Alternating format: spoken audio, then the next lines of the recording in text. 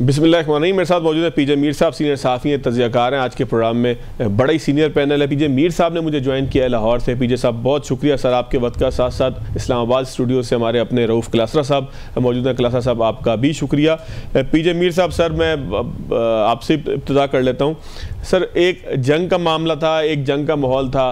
अब ज़ाहिर है कि उससे हम कुछ आगे बढ़ गए, लेकिन हिंदुस्तान महसूस ही होता है कि ना इससे आगे निकलना चाहता है, ना जो है वो इससे कुछ सीखना चाहता है, ना जो है वो कोई ख़ित्ते के अंदर अमन व अमान चाहता है। कभी वो कहता है कि जी पाकिस्तान जो है वो चाइना की प्रॉक्सी है, चाइना के साथ जो है वो चाइना की जंग थी बुनियादी तौर पर ये।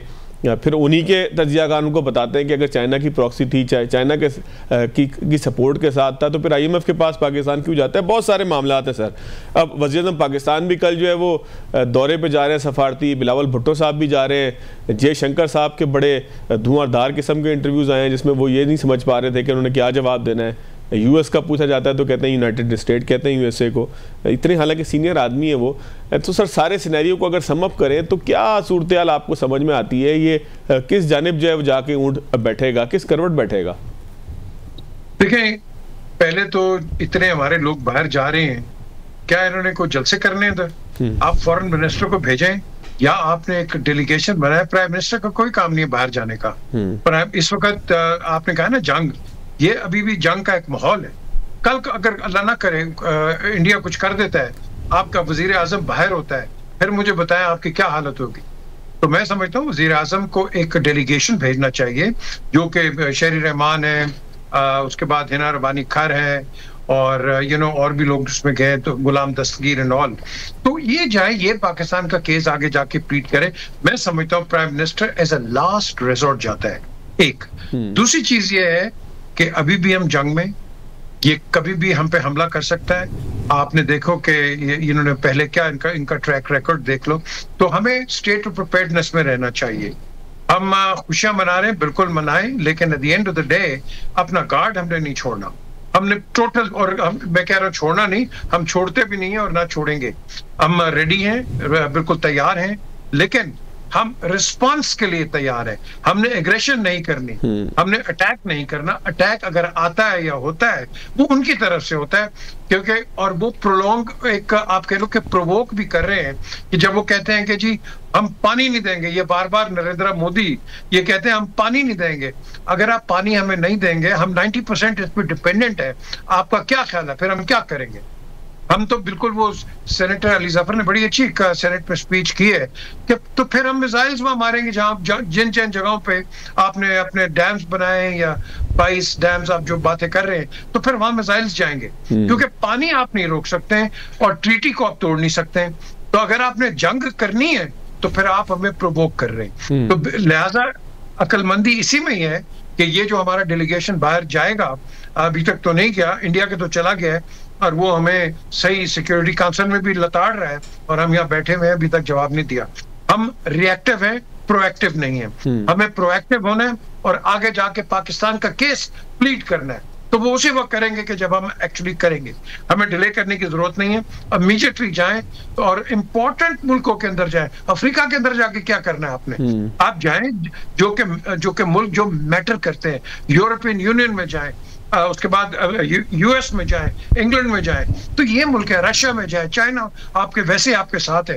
तो ये मैं समझता हूँ आप अपने आप को रिव्यू भी करें और रीस्ट्रैटेजाइज करें कि आपने इंडिया का मुकाबला, अब आपकी वो कहते हैं ना मीडिया वॉरफेयर शुरू हो गई है।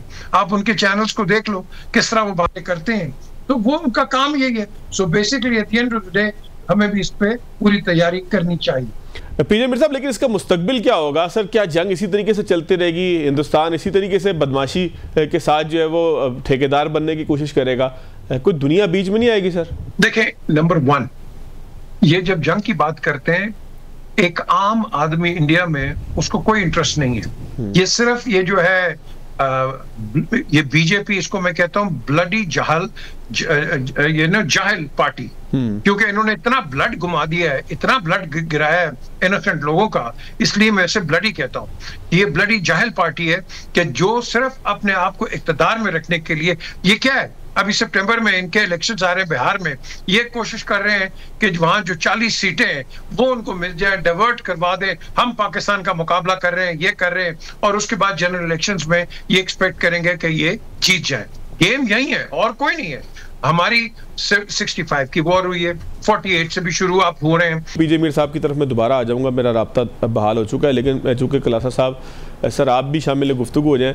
सर सोसाइटी के अंदर जंग की बात करना, लड़ने की बात करना, ये ज़ाहिर है कि हिंदुस्तान मुस्तकिल यही कर रहा है, एग्रेशन कर रहा है। आखिर उसके जहन में नंबर एक क्या चीज़ें हैं, क्या हासिल क्या कर पाएगा वो? आप हमले के लिए आते हैं, 5-6 जहाज़ अपने गिरवा के चले जाते हैं, आप मिसाइल मारते हैं, जवाब में आपको 2 मिसाइल मिल जाते हैं, आप जो क्रूज़ मिसाइल मारते हैं आपको बदले में बैलिस्टिक मिसाइल मिल जाता है, आप एक एयरबेस के ऊपर अटैक करते हैं आपकी 4 एयरबेसेस के ऊपर अटैक हो जाता है। तो सर ये हिंदुस्तान क्या इससे हासिल करना चाहता है? दुनिया ये समझाने से क्यों कासिर हिंदुस्तान को कि शायद जंग के रास्ते के ज़रिए जो है वो आगे नहीं बढ़ा जा सकता? पाकिस्तान की भी अगर हम बात करें, हमें भी ज़ाहिर है कि कुछ ऐसी आवाज़ें हमारी सोसाइटी से भी उठनी चाहिए कि जो हिंदुस्तान को समझाने का सबब हो कि भाई आराम से बैठो, आराम से बात करो, ट्रेड की बात करो, इलाकाई ट्रेड की बात करो, अमन अमान की बात करो। तो ये सारी चीज़ें खुलासा साहब इनके ऊपर गर्द क्यों पड़ गई है सर? जी बहुत शुक्रिया आपका, आपने इन्वाइट किया सर अपने शो में। यहाँ से शुरू करते हैं कि आपने कहा कि दुनिया को इनको समझाना चाहिए या दुनिया ने सही तरीके से नहीं समझा। मेरा ख्याल है दुनिया ने बड़े अच्छे तरीके से उनको समझाया है। उसकी 2-4 मैं आपको मिसालें देता हूँ, और यही वजह है कि जो उनका नैरेटिव को उनको शिकस्त हुई और जिसकी वजह से वो फ्रस्ट्रेशन का शिकार हैं। इस दफ़ा दुनिया ने बड़ा मतलब जितना मेरा ख्याल कोल्ड शोल्डर्स उन्होंने ये इंडिया को दिए, इससे पहले हमें नज़र नहीं आते, बल्कि ये हर दफ़ा होता था हमारी यहाँ पे थ्रेशिंग होती थी, दुनिया आके हमें समझती थी। दुनिया में कोई चोरी बम पटाखा कहीं फटा है हमारी गिरबान पकड़ ली जाती थी, यूजुअल सस्पेक्ट हम ही होते थे, पाकिस्तान ने तो किया ही होगा, और कोई हो ना हो तो ये पाकिस्तान ने किया होगा। ये पहली दफ़ा हुआ है कि यहाँ पर जो इंडिया का नैरेटिव था ये बुरे तरीके से वो हुआ है, ये पिटा है वहाँ पे, और दुनिया की वजह से पिटा है। इसलिए आप ये जब कहते हैं ना कि दुनिया उनको समझाए, दुनिया ने अच्छे तरीके से उनको समझाया है। मतलब 2-4 आपको मिसालें दूँ मैं, आपको याद होगा इन्होंने जब यहाँ पे वाक़या हुआ, इन्होंने एक ब्रीफिंग दी वहाँ पर न्यू दिल्ली में दी, जो मिनिस्ट्री ऑफ एक्सटर्नल इनके अफेयर्स है, उन्होंने बुलाया कुछ 100 के करीब ये डिप्लोमेट जो वहाँ पोस्टेड है उनको बुलाया गया, अगेन वेरी इंपॉर्टेंट कंट्रीज़। इन्होंने सारा पैगाम वाला सारा इशू बताया और आखिर पे कहा जी पाकिस्तान इसमें मुलव्वस है। अब वो लोग तो साफ ज़रा रीज़न है, लॉजिक पे चलने वाले हैं। उन्होंने कहा जनाब कि आप ये कह रहे हैं पाकिस्तान इसमें मुलव्वस है, हमें कोई एविडेंसेस दें, ज़रा हमें कोई सबूत दें ताकि हम पाकिस्तान से बात करें। उन्होंने कहा सबूत हमारे इतने ही हैं कि हम कह रहे हैं आपको। अब ज़रा ये ज़रा जहन में रखिए कि हमने कह दिया तो मान लें। उन्होंने कहा भाई आपका कहा बड़ा हमारे सारा आंखों पे, लेकिन कुछ सबूत एविडेंसेस हमें चाहिए ना, कोई दुनिया सिविलाइज तरीके से चलती है। इवन कातिल जो कि आपकी आंखों के सामने भी खड़ा हो कातिल, 2-4 बंदे आपको गवाह फिर भी चाहिए होते हैं, तो थोड़ी सी गवाही हमें भी दें। उस पर उन्होंने कहना जी गवाही शाही नहीं है, हम पहले भी पाकिस्तान में भी करता रहा है, तो अब की दफ़ा भी यही कहता है, पैटर्न है ये हमारा, हम जो कह रहे हैं। उस पर उन्होंने उनकी बात नहीं मानी। यही वजह थी, अगर आपको याद हो, इन्होंने ये शंकर साहब ने क्या कहा था, उन्होंने कहा यूरोपियंस को उन्होंने शटअप कॉल दी। उन्होंने कहा आप यूरोपियन हमें लेक्चर भाषण ना दें, जो काम खुद करते हैं वो हमें ना बताएं। ये अब ये बहुत बड़ा बयान था। उनकी ये फ्रस्ट्रेशन शो करती थी कि दुनिया की अहम ममालिक ने उनकी बात सुनने से इनकार किया है। ये आपके सामने है। अब वो उन्होंने अपने आप को थोड़ा सा अज्यूम कर लिया था, मेरा ख्याल है इंडियंस ने, हमारे दोस्तों ने, कि जैसे अमेरिकन अटैक कर लेते हैं या अफगानिस्तान पे, इराक पे, यूरोप कर लेता है, इसराइल गज़ा पे कर लेता है, उनको लगता है जी वहाँ से अटैक है तो हम भी कर सकते हैं। सो उन्होंने अपने आप को जिस पोजीशन पर वो लेकर गए हैं उसी के मुताबिक एक्ट करने की कोशिश की, और दुनिया ने उनके इस एक्शन को उन्होंने अप्रूव नहीं किया। अगर दुनिया ने उनके एक्शन को अप्रूव किया होता तो आज अपने डेलीगेशन बाहर ना भेज रहे होते। मतलब ये काम जो है, कोई भी जंग शुरू करने से पहले अगर पाकिस्तान को अपने मुर्दे इल्ज़ाम ठहराना था तो ये काम आपको पहले करना चाहिए था। सफारती आप सतह पे तो नाकाम हुए हैं। अब किसी मुल्क ने आपको सपोर्ट नहीं की, माँ सिवा इसराइल ने, उनके अलावा किसी एक मुल्क का नाम ले दें जिसने ओपनली इनको कहा कि इंडिया ठीक कर, एक मुल्क का नाम लें और फिर हम दुनिया को समझाने जाएं कि जनाब कि आप इंडिया को क्यों नहीं समझाते। उन तमाम लोगों ने पाकिस्तान के इसको मौक़िफ़ को उन्होंने अप्रिशिएट किया है, और मेरा ख्याल इंडिया को भी करना चाहिए था कि फौरी तौर पर पाकिस्तान ने कंडमनेशन की इस हमले की। उन्होंने फौरी तौर पर जितने बेचारे वहाँ पे सियाह दहशतगर्दी का शिकार है उनकी फैमिलीज़ का सिंपथाइज़ किया, हम सब ने किया, अभी भी करते हैं। We feel sorry for them, और उनका जो लास्ट हुआ, इनोसेंट लोग बेचारे मारे गए, इंडिया में मारे गए, हमारे कहीं भी दुनिया में हों। और साथ में जो पाकिस्तान ने बड़ी बात की, उन्होंने कि हम इन्वेस्टिगेशन के लिए तैयार हैं, और हम आपस की बजाय आप दुनिया के कोई टॉप इन्वेस्टिगेटर बुलवा लें। अब ये वो बात थी जो दुनिया को समझ में आई। उन्होंने भी ये लॉजिकल बात है। इंडिया को उन्होंने कहा जी करूँगा कि नहीं जी हम तो नहीं करते। इस दफ़ा इंडिया ने जो पाकिस्तान पे अटैक किया, दुनिया को पता था कि इंडिया अटैक कर रहा है, ये एग्रेशन कर रहा है। दुनिया भर में मतलब इस तरह के हादसे होते हैं, नहीं होने चाहिए, लेकिन अब कोई मुल्क दूसरे पर हमला नहीं करता। हमारा यहाँ पे जाफर एक्सप्रेस हुआ, कितना मतलब इतना खौफनाक किस्म की हाईजैकिंग हुई है, लोग बेचारे मारे गए, इनोसेंट लोग बड़ी तादाद में। और पाकिस्तान कहते हैं हमारे पास सबूत हैं कि ये उनके सेटेलाइट के साथ राब्ते में थे, हिदायत आ रही थी आपको अफगानिस्तान से और इंडिया से, सारा कुछ। तो इसका क्या मतलब, अगले दिन पाकिस्तान वहाँ मिसाइल मारता उन पे, इंडिया पे, कि हमारे पास सबूत है, हम अटैक कर रहे हैं। कुछ थोड़ा सा आपने कुछ तरीके से दुनिया में रहना होता है, आपने एजिटेट करना होता है, सबूत लाने होते, दुनिया के ममालिक को बताना होता है। पाकिस्तान ने वही तरीका किया, उन्होंने कहा जनाब कि आधे घंटे में ये जी पाकिस्तान ने कि हम हमला करने जा रहे हैं। तो दुनिया का कोई मुल्क को सपोर्ट नहीं कर सकता। और मैं अभी भी कह रहा हूँ आपको, ये जो इन्होंने भेजी, अभी अपना डेलीगेशन भेज रहे हैं, उन्होंने इंडिया ने भेजा हुआ है, 7 डेलीगेशन के हैं, 56 पता नहीं कितने इनके हैं, इनको वही जवाब सुनने को मिलेगा। आपका क्या ख्याल है? दुनिया कहेगी हाँ ठीक है, आप ठीक कह रहे हैं, अच्छा आपकी बात हमने पहले नहीं मानी, अब मान लेते हैं, अब आप जाएं दोबारा पाकिस्तान का जंग शुरू कर लें। आपका क्या ख्याल है? दुनिया इनको ये अल्फाज कहेगी? दुनिया फिर इनको कहेगी जनाब के पाकिस्तान की अभी तक जो ऑफर है वो वैलिड है, आप जाए इन्वेस्टिगेशन करवा लें। अब ये वो मुक्का है, ये मुक्का है, वो कहते हैं जो मुक्का जंग के बाद याद है अपने मुंह पे मारना चाहिए। अब इनको ख्याल आ गया जनाब हमारी तो सुननी नहीं की, हमारी तो दुनिया बात नहीं मारी। उनके कैपिटल में जाते हैं, पहले इनकी रौनक, एक तकब्बुर, एक एरोगेंस तो वो थी कि हम इनको बता देंगे, अगर इंडिया कह देगा इसको दुनिया को जी पाकिस्तान ने हमला किया है और हम हमला करने जा रहे हैं, दुनिया कहेगी हाँ जी बिल्कुल करें। उसकी वजह क्या है? क्योंकि हम बहुत बड़े बायर हैं, वहाँ से अगर असला ले रहे हैं, अमेरिका से ले रहे हैं, इसराइल से ले रहे हैं, यूरोप से ले रहे हैं, और फिर हमारी बहुत बड़ी मंडी है, हम उनको बिजनेस दे रहे हैं, हमारी एक्सपोर्ट है, इम्पोर्ट है, और बला बला, और फिर हम चाइना के खिलाफ भी लड़ते हैं, यूरोप और अमेरिका के, लिहाजा हमारी बात सुनी जाएगी। तो आपकी दफ़ा उनकी दुनिया ने नहीं सुनी, और जयशंकर साहब ने इतना बड़ा मैस किया है, मेरा ख्याल है वहाँ से भी आवाज़ें उठनी शुरू होगी। इतनी फ्लॉड और इतनी मेरा ख्याल है एक नाकाम डिप्लोमेसी इंडियन तारीख में रिसेंट ईयर्स में नहीं मिलती आई। और वहाँ से भी लोग पूछना शुरू हो गए, उन पर सवालात उठना शुरू हो गए कि इनको इस्तीफ़ा देना चाहिए। इस वक्त जितनी ये आइसोलेशन में इंडिया ऑपरेट कर रहे डिप्लोमेटिकली, मुझे नहीं याद पड़ता ये रिसेंट पास में माँ सिवाय अगर इंदिरा गांधी साहबा के दौर में जब प्रेसिडेंट निक्सन जो थे तो वो इंडिया और उनके रिलेशनशिप इतने ख़राब थे, आइसोलेशन में खड़े थे। तो उसके अलावा तो मुझे कोई दौर नज़र नहीं आ रहा कि जब इंडिया इतनी आइसोलेशन में खड़ा हो। So it's a failed diplomacy. इसका मतलब ये है कि रूल ऑफ गेम्स भी चेंज हुए हैं, पूरी दुनिया के लिए भी नए रूल्स जो है वो बनकर आए हैं। इस कॉन्फ्लिक्ट के नतीजे में दुनिया के लिए भी कोई नए फार्मूले आए हैं सर, अमन के हालात के और जंग के हालात के? बिल्कुल है, बिल्कुल अच्छा सवाल है आपका। दुनिया अब इसे सीख के मतलब है world is sick of the Wars. ये समझना चाहिए था इंडिया को कि वहाँ यूक्रेन की वार का आपको पता है, वहाँ पे ट्रंप साहब फंसे हुए हैं, पूरा यूरोप फंसा हुआ है, सिर्फ ट्रंप साहब नहीं फंसे, पूरे यूरोप का मसला है। वो उसको छोड़ के कहे नहीं जनाब इतना बड़ा खिता है, 2 अरब की आबादी, आप एक नई जंग शुरू कर दें, उसमें चाइना भी आ जाए, पाकिस्तान और सारे मुल्क शामिल हो जाएं, कल को अफगानिस्तान भी एंटर हो, एक नई वर्ल्ड वार, आप एक जंग हम यूरोप में लड़ रहे हैं, एक आप एशिया में शुरू कर दें। अब ये किसी को भी नहीं सूट करते। दूसरी गजा का मसला चल रहा है, तो लिहाजा कोई मुल्क नहीं चाहेगा कि पाकिस्तान जैसा मुल्क या इंडिया जैसे ममालिक, बड़े ममालिक हैं, ये न्यूक्लियर भी हैं जिसकी बार बार रिपीट किया जाता है, ये कल को यहाँ पे क्राइसिस हो, फिर कोई इमिग्रेशन के मसले हो। पहले उन्हें पता है वो शाम, लिबिया और फिर इराक की वजह से आज तक यूरोप में, जर्मनी में, इटली में और उन ममालिक, फ्रांस में, वहाँ लड़ाई अभी तक राइट विंग पिट रहा है कि आप गए हैं, आपने जंगें लड़ी हैं वहाँ पे मिडल ईस्ट में, वहाँ से लोग डिसलोकेट हुए, लोकेट होकर पूरे यूरोप में आए हैं, और इस वक्त सबसे ज़्यादा नस्ल परस्ती और दीगर मसले हो रहे हैं। वो अफोर्ड नहीं कर सकते पाकिस्तान जैसे मुल्कों में फिर कोई जंग हो, यहाँ से लोग डिसलोकेट हों या खुदा न खास्ता यूरोप जाने की कोशिश करें, दीगर चीज़ों की वो कोशिश करें।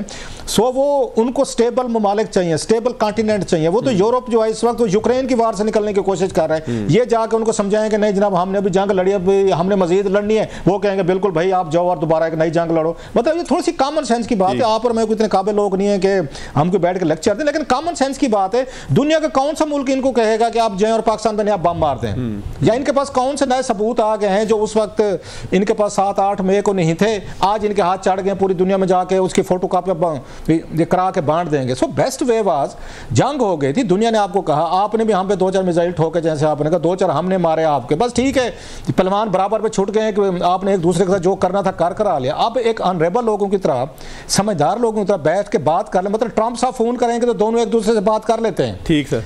अच्छा अगेन अदरवाइज बात नहीं करेंगे। ट्रंप आपको कहे तो आप ये मेज पे बैठेंगे, फिर आप मतलब you will behave and act like good मतलब गुड गैस, फिर दोनों उसकी मानते हैं। आपस में बातचीत करने के लिए नहीं, जो हमारे खुद मुख्तारी में ये होती है, इंटरफेरेंस हो रही है। अच्छा, अभी अपनी जान बचानी थी इंडियन्स ने, तो वो फरमा रहे थे उन्होंने कहा कि हमने ट्रंप साहब के कहने पर सीज फायर नहीं की, हमारी DGMOs ने की, आपस में बैठ के बातचीत। वो भाई तुसी अन्ने चंगे अन्ने तुसी मतलब समझदार अगर होते तो ये जंगे हम लड़ रहे होते कि हमने आपस में बैठ के जंग बंदी कर ली है। मतलब ये देखें, जब यहाँ पे अपनी बचत करनी है, अवाम के सामने बचाना है इंडिया में, कि अवाम कह रही थी आप तो कहते हैं हम ट्रंप साहब को मानते कुछ नहीं, तो अब ट्रंप साहब कह रहे हैं कि आपने कि उन्होंने सीज फायर करवाई है। जो ही पॉलिटिकली तौर पे फॉल आउट आना शुरू हुआ है, उन्होंने कहा नहीं हमारे DGMOs ने की है। ओ भाई मेरे, आपके DGMOs हूँ, हमारे सियासी लीडर हूँ, आप अन्य समझदार होते तो 78 साल बाद हम एक दूसरे बम तोपें गोले चला रहे होते। चौथी पांचवी मरतबा, बिल्कुल ठीक है। क्लासा साहब, मैं क्विकली जरा पीजे मीर साहब से सर मैं क्विकली एक इसके ऊपर सेंट लेना है, उसके बाद मैं ब्रेक की तरफ जाना चाहूँगा। मीर साहब, जिस तरह से क्लासा साहब कह रहे हैं कि दुनिया बदल रही है और दुनिया बदले हुए बिहेवियर के साथ पाकिस्तान के साथ भी पेश आई है, आप इत्तेफाक करते हैं सर? जी बिल्कुल, टाइम्स चेंज हो गए। देखें, इन्होंने हमें 2 लेटर्स लिखे थे फॉर एग्जांपल पानी के ऊपर, हमने जवाब नहीं दिया। मैं कहता हूं अभी भी एक्नॉलेज करके आप जवाब दें, रीनेगोशिएट करें। ये जो इंडस वाटर ट्रीटी है, इसको रिवोक नहीं कर सकते, लेकिन आप इसको रीनेगोशिएट कर सकते हैं। उनको भी चाहिए पानी, हमें भी चाहिए पानी, लेकिन ये एक प्रोवोक करना और कॉन्फ्लिक्ट को एक जन्म देना, ये हिंदुस्तान कर रहा है कि हम पानी रोक लेंगे। भाई आप नहीं रोक सकते हैं। बात आती है कि देखो, जब हम ग्लोबल पॉलिटिक्स की बात करते हैं, इंडिया हमेशा अमेरिका की एक प्रॉक्सी रही है। वो चाइना के आगे वो प्रॉक्सी करती है, और इंडिया क्या करता है, ये BLA और ये जो ये शरपसंद अनासर है, ये इनको पाकिस्तान के खिलाफ, फॉर एग्जांपल ये बलूचिस्तान के अंदर जो इंसर्जेंसी क्रिएट करता है, ये कौन करता है? इंडिया करवाता है। इनमें हिम्मत है करने की? नहीं है। हमने इनके लोग भी पकड़े। तो ये एक ऐसी गेम करता है, अमेरिका मास्टरमाइंड हुई है, गेम करता है कि यहाँ इंस्टेबिलिटी हो।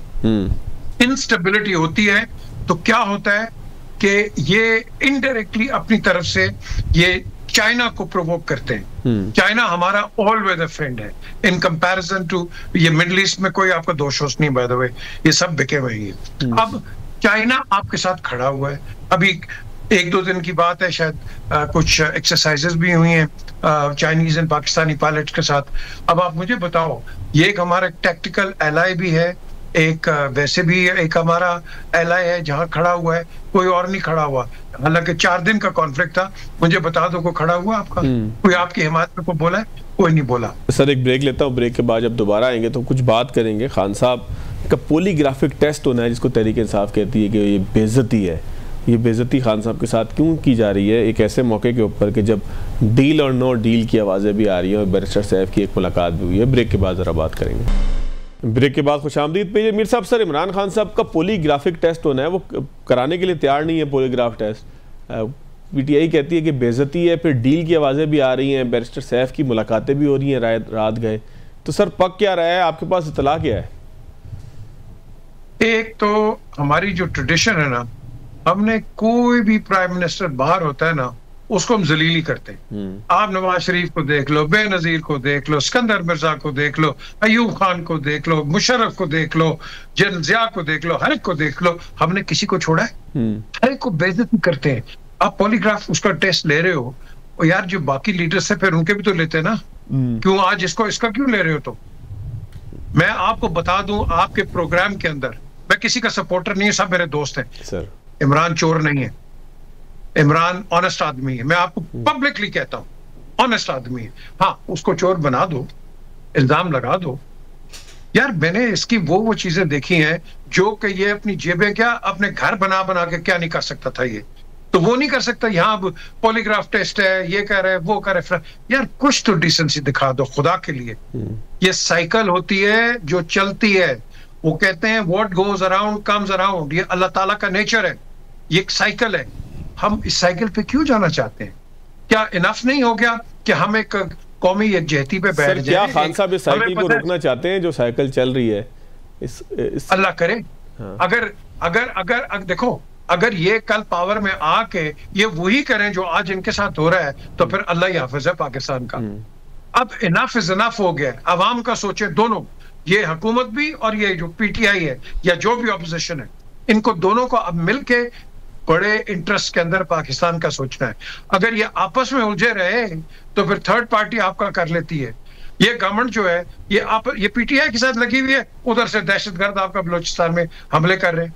देखो, हमने गवर्नमेंट को सपोर्ट करना जो भी होती है, गलत है सही है, डिबेट करो असेंबली में जाके, रोडों पे निकल के हम कब तक करते रहेंगे?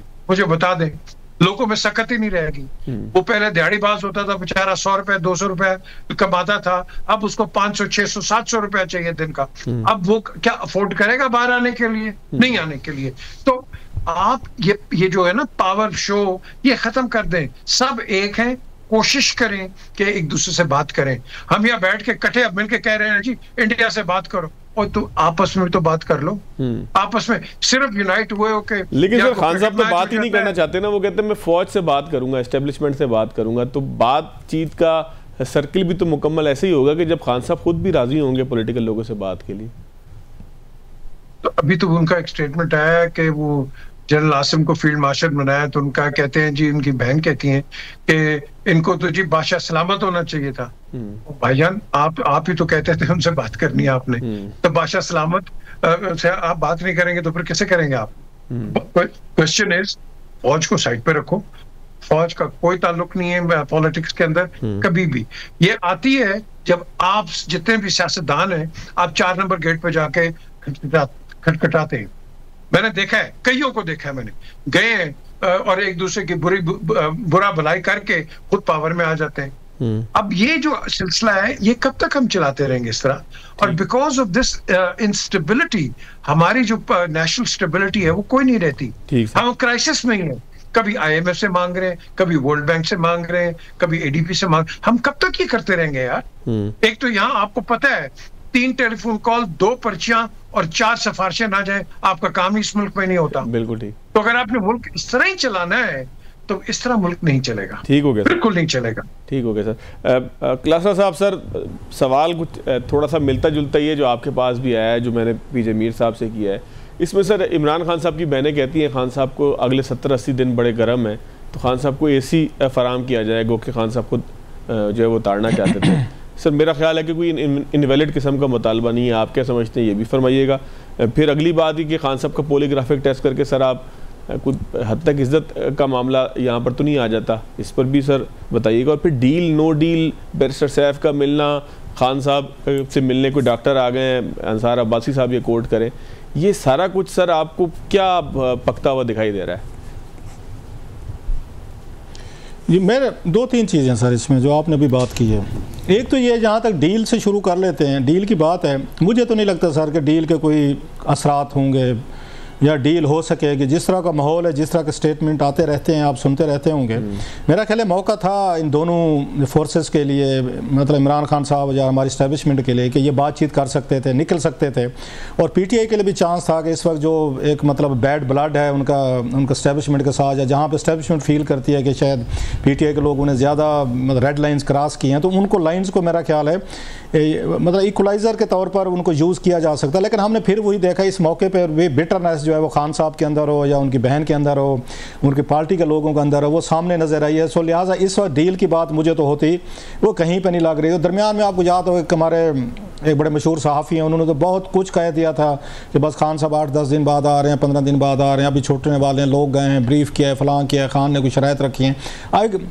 एक तो हमारा जहाँ पे जो मतलब व्यूज़ वाला मसला है ना, यूट्यूबर्स का, हमारे कुछ एंकर्स का, दोस्तों का, कोई हमारे जैसों का, जिन्हें अपने व्यूज़ बढ़ाने होते हैं, वो हर 10 दिन बाद खान साहब की कोई रिहाई की डेडलाइन दे देते हैं ताकि व्यूज़ बढ़ें, डॉलर आएँ और चीज़ें हों। और ये पिछले 2 सालों से बेचारे खान साहब जिन साहब ने किया है वो भले अच्छे खासे भले आदमी है, कोई ऐसा उनके अंदर कोई इतना तगय्युर नहीं है ऐसा कि वो इस तरह की हरकतें करें, लेकिन बहरहाल अमेजिंग था सब कुछ।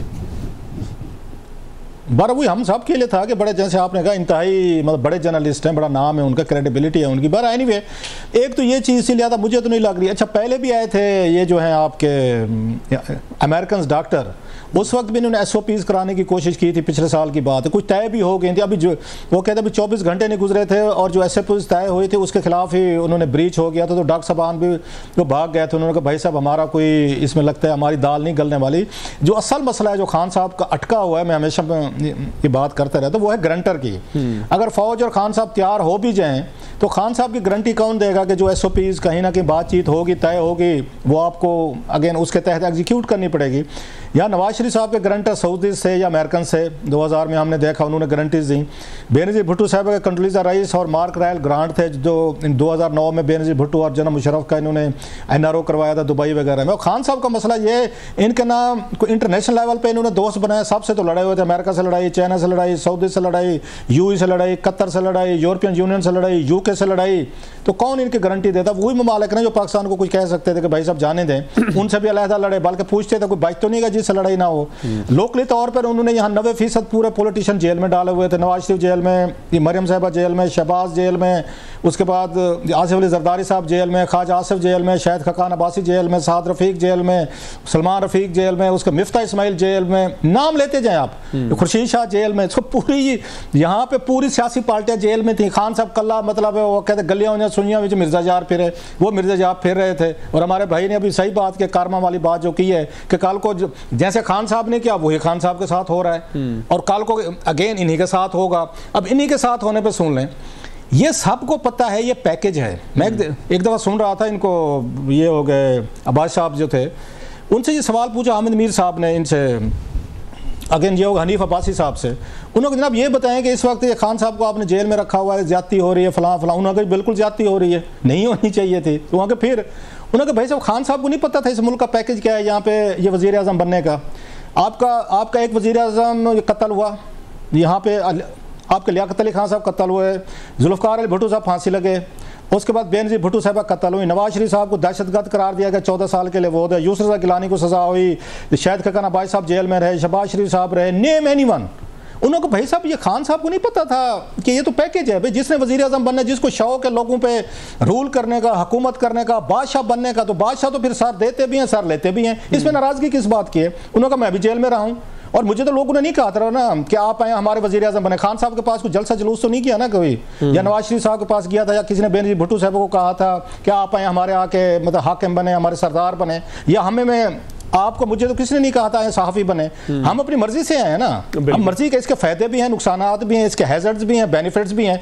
तो खान साहब को तो किसी ने नहीं कहा था कि आप आएँ और हमें रूल करें और आएँ और हमें गाइड करें और again take us to the heaven. और दूसरी बात यहाँ पे उसकी बात होती है कि वो बहुत बड़े क्लीन हैं, ईमानदार हैं, होंगे, अगर लोग समझते हैं तो होंगे। तो मलिक रियाज साहब से 400 कनाल ले लेना उनकी मिसेज का, ये ईमानदारी थी। उनकी बेगम साहब का 30 करोड़ रुपया कैश ले लेना कि हम इस पर यूनिवर्सिटी बना रहे हैं, ये ईमानदारी थी। उनके मलिक रियाज से वहाँ पे उनके वो कीमती वो हीरे अंगूठी, इतने कैरेट, फलाने कैरेट, ये गग्गा गोगी गैंग जो फिर रहा था पूरे मोहल्ले में, ये सारे के सारे ईमानदार लोग थे। मतलब थोड़ा सा उनको भी देखना चाहिए। दुनिया भर से आपको तहफ़ मिले, आपको पैसा मिला, इज्जत मिले, आपने जाके अगर आलमी मार्केट में बेच के डॉलर खरीद लिए, आपने डॉलर ले लिए। तो ईमानदारी जो है ये बंदे का पर्सनल वर्च्यू होता है, मेंटेन करना पड़ता है आपको, और टेम्पटेशन से आपको बचना चाहिए। आप जब पावर में आते हैं बहुत बड़े टेस्ट होते हैं। आप तो यही कह के आए थे कि चोर डाकू हैं, तहफ़ घर ले जाते हैं। बिल्कुल खान साहब ठीक कहते थे। आसिफ अली जरदारी ले गए, नवाज शरीफ साहब ले गए, गिलानी साहब ले गए, जरदारी साहब, ये उस शहबाज शरीफ साहब, बाकी बहुत सारे लोग थे जो लेकर गए थे माजी में। आपको तो नहीं लेने थे। आप इन्हीं चीज़ों के खिलाफ तो आपने राइज किया था कि ये तोहफे तहफ़, ये लीगलाइज करप्शन है, ये स्टेट का पैसा है। आपने कहा मैंने बेच दिए, मेरे तहफ़ थे, तो आप लोग कौन होते हैं मुझे पूछने वाले? ये ईमानदारी थी उनकी। आपने वही पैसा फिर गरीबों के लिए क्यों नहीं रख दिया? आप किसी अस्पताल को डोनेट कर देते अगर आपने करना भी था। सो ये कह देना वो ईमानदार थे, बिल्कुल होंगे, मैं अगर इस पे नहीं कह रहा, लेकिन ईमानदारी फिर बाज़ लोग जो आपके करीब आ जाते हैं, फिर आपकी ईमानदारी के जरिए वो करप्शन कर रहे हैं, तो आप इक्वली जिम्मेदार हैं। ये नहीं हो सकता मेरी टीम है, मैं यहाँ रन करता हूँ, एक अपना शो करता हूँ, मेरी टीम में 8-10 लोग हैं, 8-10 लोग तो पैसे पकड़े हैं, रऊफ साहब बड़े ईमानदार हैं, ये हो सकता है सर? बिल्कुल। अगर वो करप्शन कर रहे हैं तो मैं उसमें हिस्सेदार हूँ, फिर मैं उनको प्रोटेक्शन दे रहा हूँ, मैं फिर उनके साथ मिलकर कोलैबोरेटर हूँ, मैं उनका हिस्सेदार हूँ। सो जब आप पावर के लिए आते हैं, जो वही वाली बात, सर ये पैकेज है पाकिस्तान में। खान साहब को पूरा पता था, 3 वज़ीर आज़म कत्ल भी हो चुके हैं, बाकी जेलों में भी रहे हैं, सजाएं भी भुगती हैं, उन्हें भी होनी थी चीज़ें, नहीं आना चाहिए था। अगर वो क्लीन आदमी थे, ये सिस्टम अफोर्ड नहीं कर सकते थे। हाँ आ गए थे, फिर अपने 3.5 साल दौर में वो इसको बदल के रख देते। उस्मान बुज़दार जैसे बंदे को ये चीफ मिनिस्टर लगा देना आपका सूबे का, 12 करोड़ का, ये ईमानदारी थी? मतलब इससे ज़्यादा इंसल्ट हो सकती थी पंजाब के लोगों की, विजडम की, पाकिस्तान के लोगों की? या महमूद खान को वहाँ पे KPK में लगा देना, जिनको चिट्टा बुज़दार कहते थे। अब उनमें ये कैपेसिटी थी कि वो चला सकते सूबा। अभी अली अमीन ये गंडापुर साहब की जरा गुफ्तगू सुन लें, ये नॉर्मल आदमी की गुफ्तगू होती है, सुन लें जरा चॉइसेस देखें। जो ईमानदार आदमी इस मुल्क में यहाँ पे बदलने के लिए आया था, जो चोर डाकुओं के खिलाफ लड़ने के लिए आया था, वो क्या चॉइसेस दे रहे हैं आपको? उस्मान बुज़दार, महमूद खान, अली अमीन गंडापुर। अभी फेडरल हुकूमत में मैं आज कहूँ मुझे 5 बंदे बता रहे जो इनके वजीर बन सकें कल को, हम तो सबको जानते हैं। और कहते थे 20-22 साल से हमने मेहनत की हुई है। हमें इसलिए ज़्यादा दुख है कि हम चाहते थे जो एस्टेब्लिश यहाँ पे डायनेस्टी हैं, ये शरीफ फैमिली हो, जरदारी फैमिली हो, खान साहब को इसलिए वेलकम किया था। बहुत सारे लोगों ने उनके लिए जाने दी हैं, अपने लिए बहुत सारी मुश्किलात ली हैं, पैसा दिया, माल दिया, जाने दी, लोग मरे हैं इनकी कैंपेन में। अगेन वो इसलिए मरे थे कि बुशरा साहबा वहाँ पे वो हीरे के अंगूठे लेती रहे उससे, या गग्गा गो की गैंग जो है लूट मार कर मनी का लूट के खा गए, उसका बुजदार गुज्जर सारे ले गए। अगेन ये सारी कुर्बानियाँ 22 साल की जद्दोजहद इन लोगों के लिए थी, आज खुद जेल में बैठे हुए हैं। सो खान साहब को कोई थोड़ी सी सेल्फ अकाउंटेबिलिटी करनी चाहिए कि उनसे कितनी उम्मीदें थीं, मुझे थीं, आपको थीं, और बहुत सारे हज़ारों लाखों या करोड़ों लोगों को थी। आखिर में पता क्या निकला? पैसा निकला। मलिक रियाज का ये जहाज़ कौन इस्तेमाल करता था? पूछें ज़रा। जिस मलिक रियाज को कहते थे लोगों को काना कर देता है, ये उसी के जहाज़ पे ये इंडिया गए थे सर, और मोदी साहब से मुलाकात हुई थी। पूछें इनसे ज़रा। बिल्कुल ठीक है। तो जिसके पास जहाज है, जिसके पास पैसा है, जिसके पास गाड़ी है, खान साहब उसके साथ हैं। बात गरीबों की होती है। जब आते हैं पावर में आते हैं, माल बनाना हो, तो मलिक रियाज के साथ इनके क्या कनेक्शन थे? मलिक रियाज का पैसा था, पकड़ा गया। पूछे ना जरा कि आपने उसको कैसे फैसिलिटेट कर दिया और उसके बदले यूनिवर्सिटियां बनवा ली आपने। बिल्कुल ठीक है। क्लासा साहब बहुत शुक्रिया आपके वक्त का। पीजे मीर साहब सर आपके वक्त का। नाज़रीन आज के प्रोग्राम से इतनी याद दीजिएगा। अल्लाह हाफ़िज़।